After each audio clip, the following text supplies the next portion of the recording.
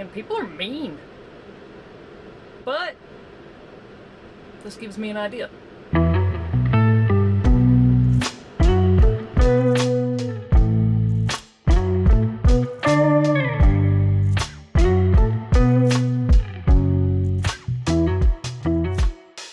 So, could AI actually do a better job if given a better prompt? I'm genuinely curious about this because as much as I would like to say that it's just the haters, it is a good point. How much does the prompt matter? And so I went back into ChatGPT and I gave it a prompt that I, as a designer, would have liked to have gotten. Now, I do want to point out, I actually did all of this off camera, not to deceive anybody, but because I was doing it from my laptop, which isn't nearly as powerful as my desktop PC. I was letting the van recharge power off of shore power because I may or may not have played Minecraft with some friends last night and ran the batteries really low. So that's what we were doing today. But I wanted to go ahead and get this done so I could make this video, and so I'm going to show you guys the ChatGPT prompt through a screen recording that I'm going to do right now. Okay, so I'm at my computer. We are in ChatGPT, this previous chat that I had with it. And so this is, I'm going to try to zoom in. I don't know if it'll let me. Yeah, a little bit. Okay. I need you to create a logo for a flooring company called the Mandalorian. I want to use the house sigil visuals from the TV show universe to show the connection between clans, while also using some flooring elements to show what the company does. Limit the palette to 3 colors and make sure the logo looks good in one solid color. Okay. This is a prompt that I came up with through my own discovery of doing this logo. This logo is for a friend of mine. He really does own a company called the Mandalorian, and he does flooring. So he's kind of a nerd. I expressed to him the potential issues with copyright because you don't piss off the mouse, and so he knew going into it that was going to be a challenge. And I told him, like, we cannot use a helmet. We cannot. It's just no, don't even try, okay? Colors are one thing, you can't copyright colors, but that's how I got this prompt, and I'll go into more detail about it, but this is what ChatGPT said. Couldn't generate the image because this request violates our content policies. It seems to reference or closely mimic trademarked content from a specific TV show universe in a way that's not allowed. If you'd like, I can help create a logo inspired by medieval or clan-like aesthetics without directly copying anything from that show. Do you want to give it another go with a new direction? And so then I said, create a sci-fi-like logo that uses faction visuals to make a symbol for the company. Okay, so riffing off of its suggestion, and I'll be damned if it didn't spit out the exact thing that it said that it couldn't do. This surprised me, these angles, similar to the logo that I did, right? Because I wanted something that looked like flooring. Not this obvious, though. This sort of resembles the Enron logo, now that I look at it, which is kind of weird. But I didn't want it to be obvious, right? Obvious logos are typically bad. Not always, but typically that's not what you want, okay? I came back and said I cannot use the image from the show of the helmet. Not going to read all this, but it basically says, okay, got it. We'll still steer clear of any direct references like the Mandalorian helmet. This is its reasoning. Central icon, a faction feel with symmetrical elements, the flooring motif, typography, which I never said anything about typography, and then a palette. I'll regenerate the logo using this concept 1 second. And then this is what it came up with. Again, direct reference to the helmet that I said that we cannot use. That still uses the helmet design. You cannot use the Mandalorian helmet. Thanks for catching that. You're absolutely right. Like, I know I'm right. Again, it gives me this reasoning behind it. A faction style emblem like a geometric crest or abstract sigil. Now I feel like we're kind of getting somewhere. Sci-fi vibe. Again, I didn't say anything about typography. And this is the last version that it did. I don't hate this on the side. I don't know if you can see, but there's these little artifacts on the edges here. I don't like the obvious flooring reference. I don't know what this, I don't want to say what it looks like. Yes, I know what a clitoris I do like the text. The text is solid and it is actually spelled correctly, which is crazy. There's some issues like in between each letter. It's not even, but I mean, whatever, you could fix that pretty easily. So yeah, that's the honest try Chat GPT, like giving it what I felt like was a very good prompt, and a prompt that if you gave that to a designer, they would absolutely be able to create something.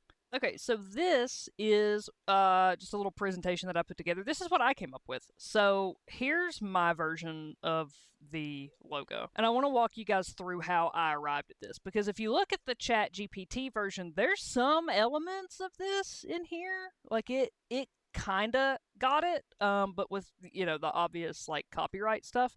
And I want to point this out too. There were some people that were like, oh, that's their fault for naming it that. Okay, and now you got to deal with it, right? Like that's just my job as a designer. I've had clients come to me that are like, hey, we want to use this name and we know that it's horrible, but it's already copywritten and trademarked and blah blah blah and whatever. Like we have to, it's a challenge. Like fucking suck it up. It's how it is, right? This logo. So here was my reasoning behind it. When I start with a logo, I get all of the obvious things out of the way first. And what do I mean by obvious? So I've got a notebook here that lists all the obvious solutions out. I did not want the helmet. That can't be in there because of copyright. I did not want floor planks because that's in every flooring logo ever. I did not want hammers. I did not want to use the blaster, and I did not want any sort of house shape, right? Because this is all pretty cliche construction contracting imagery, right? The goal is to stand out. The goal is to lean into the funny name that you have picked. And so that's what we want to do, right? I then get a list of questions and a brief from the client. And this is a brief and questions that I have perfected over years of doing this. I know the questions to ask to get the information that I need to make informed decisions about what the visual should look like. So, why did you name it this? Who's your competition? What visuals do you like? What's your clients like? Things like that. And I got answers to all of that. Then I started playing around with the house element, and I don't mean house as in what we just went over, like the motif, but house as in a faction, as in a clan. I have actually watched The Mandalorian, and I know a little bit about Star Wars. I actually have a lightsaber crystal tattooed on my wrist. But that's neither here nor there. The point is that I'm a nerd, and my friend that owns this company is a nerd, and we like nerd things.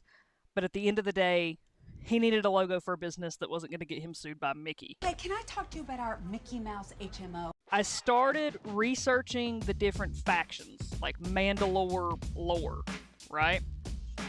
And the sigils that they use. And Boba Fett specifically, because he's, the most recognizable one. And I knew that we wanted to use those colors. They're not exactly the same.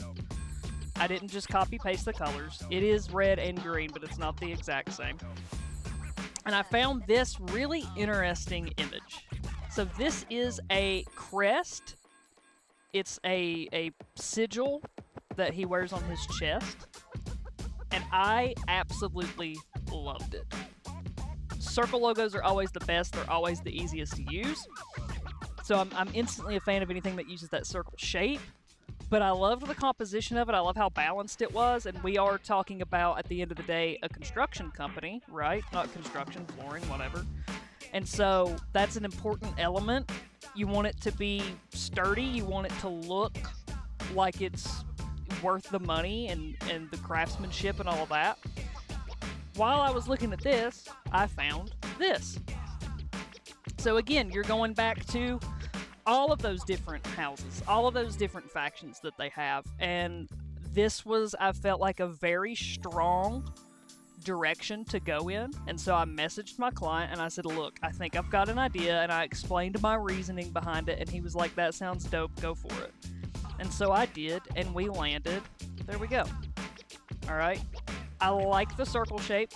I like the balance of it, using the two different colors. the abstract, this is sci-fi, but it also sort of looks like flooring because the seams don't line up on flooring, or it shouldn't anyway. If the seams line up in your flooring, whoever did it's an idiot. I always personally bitch that people don't run flooring the right way. You should run the length of your house, and this runs what would be the length. And so yeah, that's what we ended up with. I came up with some sticker designs. I came up with an alternate color if we need to use that. This is the lay. This is the client actually came up with that, and so we threw that on some business card mock-ups. So yeah, we just we kind of had fun with it after we figured the logo out. So no, I'm not worried about AI taking my job because the people that use AI don't even know how to prompt it correctly because they don't know how to get any of that information. They don't know how to do any of that research. They don't know how to read a brief and what's important in it and then extract all of those pieces and then slam them together into something that's interesting and cool and that works across different mediums. Okay, we get it, okay? So I think that kind of goes to show that AI is not going to take any graphic design jobs anytime soon. And to be honest, they're probably never going to take somebody like me, my job, because there's a lot more that goes into graphic design than just the design element. So, will it take pixel pushers and mouse jockeys jobs away? Probably, and that might not be a bad thing. But for somebody that actually understands branding as a whole and not just logo design or marketing or copywriting or any of the other skills that make this stuff work, AI doesn't stand a chance.